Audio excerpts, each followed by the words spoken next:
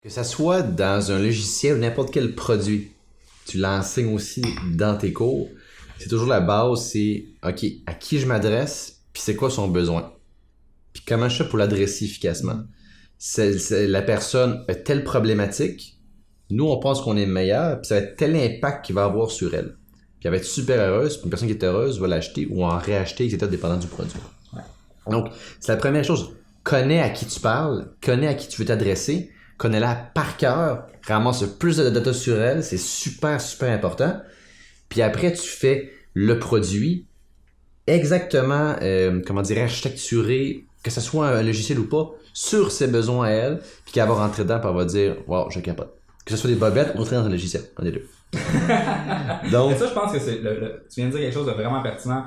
Il y a plein de monde qui ont des super bonnes idées, mais ils n'ont jamais parlé à leur public cible. Ils n'ont jamais vraiment eu la discussion avec quelqu'un qui est la personne idéale, le client type idéal, pour lui expliquer exactement ce qu'il voulait faire, puis lui poser la question, t'es-tu intéressé? De un, et de deux, combien t'es prêt à payer pour cette solution-là? C'est ça, et tout après, bon, tous les détails comme tu viens de dire, combien le price range, donc le prix que tu peux payer, etc., ses besoins, est-ce qu'il va référer des amis, etc. Donc oui, il y a tous ces détails-là à aller chercher, mais c'est le data en premier. Puis avant même qu'on pèse sur un bouton pour, démarrer le logiciel ou commencer ta production en Chine ou je sais pas quoi, fais ça et sois parfait. Parce qu'en marketing, souvent, il prend un bon marketing, une bonne stratégie produit, souvent le marketing va juste montrer l'avantage du produit pour la personne puis that's it. Des fois, le marketing fait de la magie puis il embellit tout ça là, puis il va beaucoup plus loin. Mais souvent, c'est un produit avec un avantage vraiment débile puis que la personne le voit, l'essaie puis il chie à terre comme on dit en bon québécois. Eh bien, le marketing, la job est facile. Il y a juste à montrer ça. C'est la première chose à faire que l'entreprise va être successful, comme disent les Français.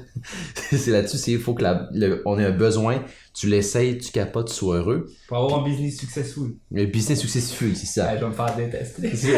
Non, mais au moins, t'as pas l'accent du Sud, là, donc les Parisiens, là, c'est correct. Mais c'est ça la base concrète de n'importe quelle entreprise. Et souvent, bon, il y a des différentes apps. Quand tu dis, je vais créer une app, ça va être malade, ça va être consommé par du monde, on va dire Candy Crush ou autre. Mais là, on tombe dans un monde plus ludique, là. Ludique, donc c'est très dur de pouvoir savoir si ça va pogner ou pas, si on va avoir du succès. Mais si on parle vraiment d'un besoin d'un consommateur précis, si on est certain, puis après, il arrive ta compétition, ok, il y a le besoin puis ça, mais si tout le monde adresse déjà le problématique, ça va être un peu compliqué de se faire une place dans le marché. Là. Effectivement, ça dépend de la compétition, ça dépend. Tu sais, quand tu as commencé, justement, ça c'est une autre chose. Quand tu as commencé, il y avait déjà des joueurs présents sur le marché. Il y a beaucoup de gens qui vont dire « Ah, mais là, il y a déjà du monde qui le font, ben, je vais laisser faire d'abord. » C'est mieux ça qu'y aller.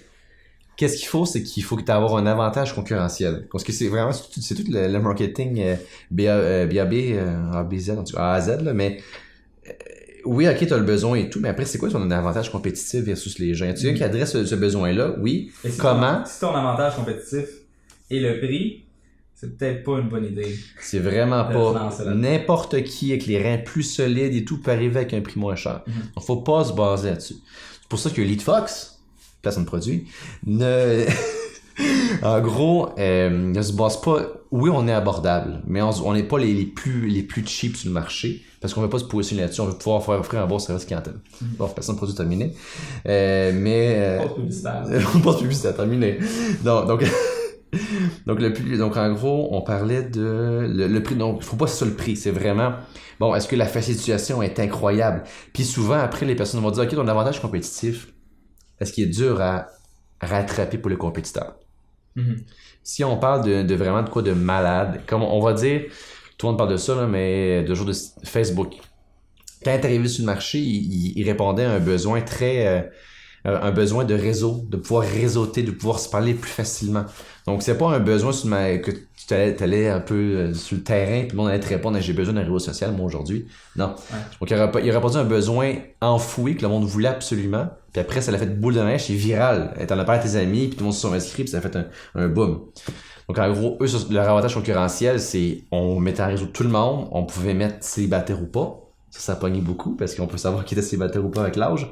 Puis ça a pogné le marché comme une de la poudre parce qu'il y avait personne sur le marché. Mais en même temps, ce qu'il faut qu'on sache à propos de Facebook, c'est que il y a le survivor bias, le biais du survivant, qui il y a probablement 30 autres médias sociaux qui sont lancés en même temps que Facebook, avec des ingénieurs aussi compétents que ceux de Facebook. C'est juste que Mark Zuckerberg a été chanceux. Ouais. Peter Thiel, le gars qui avait fait PayPal, qui avait vendu à eBay, il s'est pointé, il a dit « Ah, ça me semble intéressant, je vais donner plusieurs centaines de millions. » Fait que ça l'a aidé. Ils ont eu beaucoup de facteurs qui ont été stackés en leur faveur, ce qui ont fait en sorte qu'ils ont été capables de se démarquer, puis que c'est eux, aujourd'hui, qui ont le monopole sur les médias sociaux, ou un quasi-monopole. On s'entend qu'ils ont 90% des parts de marché, des revenus en lien avec les médias sociaux, c'est incroyable. Ils sont assez diaboliques. Mais tu peux pas baser ton... Ce que je veux dire, en fait, c'est que tu peux pas...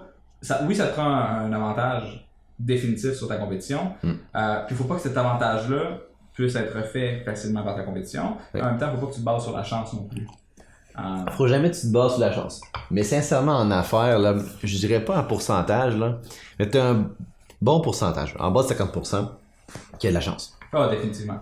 C'est un exemple. Facebook. On dira pas Tesla. Lui, Elon Musk, il planifie bien ses choses. Là. Il est excessivement chanceux quand même. Oui. Dans son autobiographie, là, c'est genre, il a eu les couilles bénites à chaque détour, ce qui a fait en sorte qu'il n'a pas fait de fête. Mais... Ça, c'est vrai. Je suis d'accord avec toi, il y a un très très bon pourcentage de chance. Donc, il y a la chance, mais le plus important, vous avez toujours de la chance. Après, l'important, c'est bien planifier pour votre produit. Donc, le besoin sur le marché, très important. À qui qu'on s'adresse, comment tu vas adresser ça. Et après, tu fais le produit. Et après, le marketing, leur job est rendu facile. Ils font juste présenter ton produit avec ses avantages. Puis le monde dit, ça me rejoint, je le veux maintenant, il était fait pour moi.